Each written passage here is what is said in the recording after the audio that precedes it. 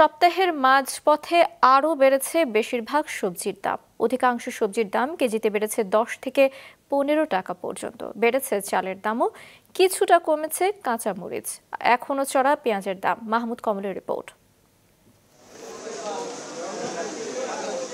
1 KG সবজি কিনতে চান, তাহলে আপনার পকেটে 100 টাকাও যথেষ্ট নয়। কারণ 3 দিনের ব্যবধানে বেশিরভাগ সবজির দামই কেজিতে বেড়েছে 10 থেকে 15 টাকা। তাতে অধিকাংশ সবজি এখন বিক্রি হচ্ছে 100 থেকে 120 টাকায়। বিক্রেতারা বলছেন বাজারে চলছে সবজি সংকট। প্রতি কেজিতে 10টা 15টা 5 টাকা প্রতিদিন বাড়ে। ভেন্ডি দরকার 20 কেজি, ওটা অনুযায়ী কথা এই জায়গায় 5 কেজি মাল খুবই সংকট। মাল একদম কম, তার দাম একটু বাড়তি। বেগুন 120 টাকা, সাদা বেগুন 100 টাকা, লম্বা বেগুন 100 টাকা, করলা 120 টাকা, প্রতিটা মালে 100 টাকা 90 টাকা এরকম দাম। বাড়তে থাকা মরিচের দর খানিকটা কমেছে, কেজিতে 20 টাকা কমে বিক্রি হচ্ছে 240 টাকায়। গত 5 দিন ছিল আমরা 400 টাকা কেজি, মানে 300-350 টাকা আমাদেরকে কিনেছিল। তো আজকে 2 দিন একটু কমছে, কমের দিকে আছে। এখন আজকে বেচতেছি 240-250। মাল আছে পর্যাপ্ত, কিন্তু বাজারে দাম বেশি।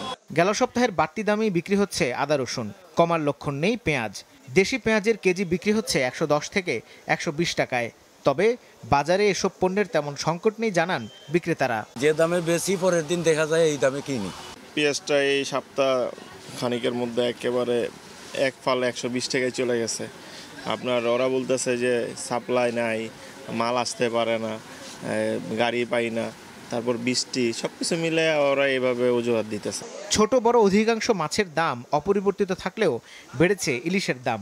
1 কেজি সাইজের ইলিশ বিক্রি হচ্ছে 1800 থেকে 1900 টাকায়। চড়া ব্রয়লার মুরগির দাম রয়েছে অপরিবর্তিত।